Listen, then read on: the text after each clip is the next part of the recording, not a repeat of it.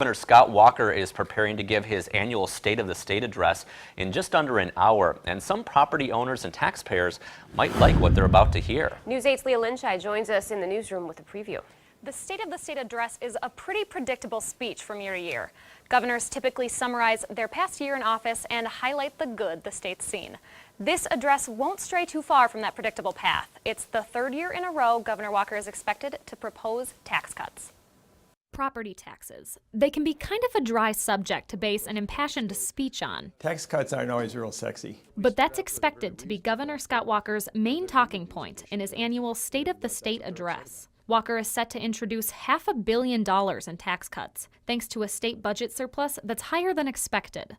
Those tax cuts include a plan to lower property taxes by about $100 for a typical house. People generally will be favorably responding to what they hear tonight. Property tax is the most hated tax of all. With the governor's seat up for grabs in November, it's not a bad deal for him either. Bottom line here, this is an election year, and this is the governor's pre-election speech. I understand that people want tax relief. I talk to people, especially with our property tax. Democrats know the idea is popular, especially when our state often ranks in the country's top 10 for expensive property taxes. But they've still got other ideas for spending the surplus. In the past, Republicans have made historic cuts to education and job training.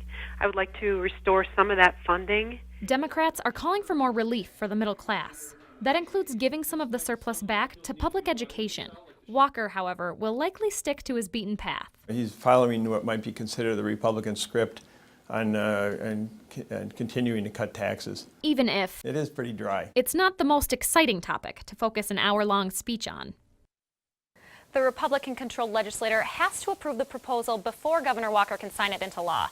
But that might not be as easy as you think. Some Republicans think the surplus money should be spent to fix a growing structural deficit, instead of going toward tax cuts.